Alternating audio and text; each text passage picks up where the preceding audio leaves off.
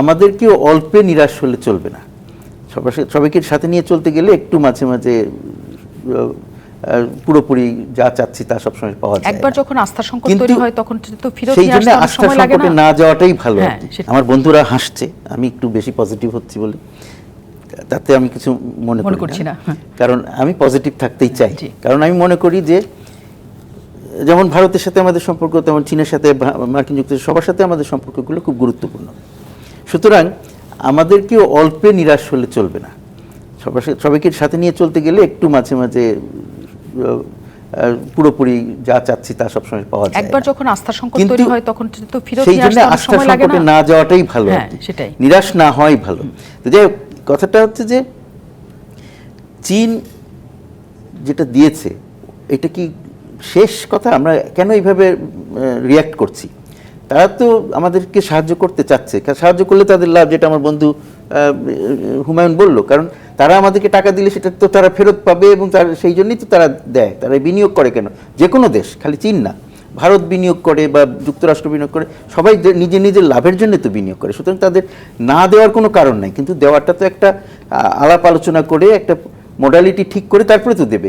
আগেই ঘোষণা করে দেবে। তারা একটা ঘোষণা করেছে যাতে বোঝা যায় যে আমরা কিছু করছি, কিন্তু অন্য কেউ তো সেটাও করে নাই। সুতরাং আমরা কেন খামাখা এটাকে নেগেটিভলি দেখার চেষ্টা করছি, আমি সেটা বুঝতে পারছি না। আমি মনে করি আমরা বলছি যে আমাদের যে প্রাপ্তির জায়গাটা ছিল কিছু নাই। 25 বিলিয়ন একদিনে দেবে কেন? না, দিবে না। 25 বিলিয়ন থেকে আমাদের যে অর্থ সহায়তা পাওয়ার কথা ছিল 2016 সাল থেকে, তার মধ্যে আমরা 8 বিলিয়ন পেয়েছি। আমাদের নতুন করে যদি না থাকতো, একটু আমি ডিস্টার্ব করি। 8 বিলিয়ন পেয়েছি মানে কি? মানে 8 বিলিয়ন আমরা ব্যবহার করতে পেরেছি। আমাদের দিক থেকেও তো নগদের কাছে সব গ্রাহকই প্রিয়, তাই তো সারা দেশে ক্যাশ আউট চার্জ সবচেয়ে কম। একটা তো আছে, দক্ষতার ব্যাপার আছে, আমাদের সক্ষমতার ব্যাপার আছে। আমরা ইচ্ছা করলে আমাদেরকে দিলেই তো আমরা টাকাটা ব্যবহার করতে পারবো না। সুতরাং ওইভাবে না দেখাটাই ঠিক, যে আমরা যতটুকু ব্যবহার করতে পারছি সেটা। তারপরে প্রকল্প নির্দিষ্ট করে তো খরচটা হয় সাধারণত যখন বিনিয়োগ হয়। আর যখন এই যে আমরা আর্থিক সহায়তা যেটা চাচ্ছি সেটা ঠিক প্রকল্পের সাথে সম্পর্কযুক্ত নয়, সেটা আমরা একটা থোক বরাদ্দ আশা করছি তাদের কাছ থেকে। তো সেটা কিভাবে হবে সেটা আমরা আলাপ আলোচনা করে ঠিক করব, এইটাই তো সিদ্ধান্ত হয়েছে। তো সুতরাং আমি মনে করি যে নিরাশা প্রকাশ করাটা এখানে খুব যুক্তিযুক্ত নয়। তবে একটা প্রসঙ্গ আপনি যেটা এনেছেন, আমার বন্ধুরা যেটা আলাপ করলো, যে ভারতের সাথে আমাদের বেশি ঘনিষ্ঠতা দেখে তারা কি কোনোখানে, যে একেবারে হবে না তা নয়, কিন্তু চীনের যে স্টাইল আমি জানি, চীন কিন্তু ওইভাবে কাজ করে না। তারা বন্ধুত্বটা বজায় রাখে, সেই বন্ধুত্বের মাধ্যমেই তারা প্রভাবটা বিস্তার করে। তারা জোর করে কিছু চাপিয়ে দিয়ে প্রভাব বিস্তার করে না। আবার এমন হবে এইটা যেমন মার্কিন যুক্তরাষ্ট্র আপনাকে জোর করে কিছু করতে বাধ্য করবে, এরকম একটা ভাব। বা ভারতও আমাদের প্রতিবেশী হয়ে চারিদিকে আমাদের ইয়েতে আছে, তারা ইচ্ছা করলে আমাদেরকে চাপ সৃষ্টি করতে পারে। সবসময় করে না, কিন্তু কখনো কখনো করে না তা না, কিন্তু চীন সেটা করে না।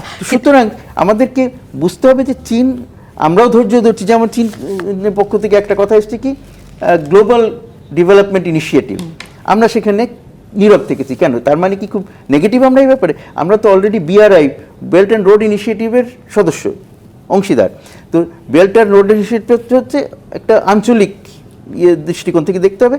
গ্লোবাল ডেভেলপমেন্ট ইনিশিয়েটিভটা হচ্ছে সেটারই বড় একটা বিশ্বজুড়ে হলো সেটার, কেমন? সুতরাং সেটাকে আলাদা করে আমাদের এখনই মেম্বার হতে হবে বা আমাদের এটা সাবস্ক্রাইব করতে হবে, আমরা আস্তে আস্তে করি, কোনো অসুবিধা নেই। কিন্তু এটা নেগেটিভ ভাবে নেওয়ার কিছু নেই। কিন্তু আবার যেটা আমার বন্ধু উল্লেখ করেছেন, আমি মনে করি সেইটা বরং প্রণিধানযোগ্য, যে রাজনৈতিকভাবে সেটা একটা যে একটা নতুন স্তরের কথা আমরা দুই পক্ষ থেকে ঘোষণা করেছি। এগুলো চীনের সাথে বাংলাদেশের বা অন্য দেশের সম্পর্কে এই ধরনের রেটরিক সবসময় আসে, কিন্তু সেটার একটা অর্থ আছে, একেবারে বিনা অর্থে নয়। যেমন আমরা বলছি যে ব্যাপকতর কৌশলগত সহযোগিতার অংশীদারিত্ব। আগে ছিল শুধু কৌশলগত অংশীদারিত্ব, এখন হয়েছে ব্যাপকতর কৌশলগত। মুন্সি ফয়েজ, এইসব শব্দগত বিষয় কি নিশ্চয়ই এটা কূটনৈতিক ভাষায় বা খাতা কলমের ভাষায়, লেখার ভাষায় হয়তো ওটা অনেক কিছু মানে বদলে দেয় বা কিছু। এটার মানে হলে দুই পক্ষই বলছে যে আমরা একটা উন্নত উপরের স্তরে যেতে চাই, নিয়ে যেতে চাই।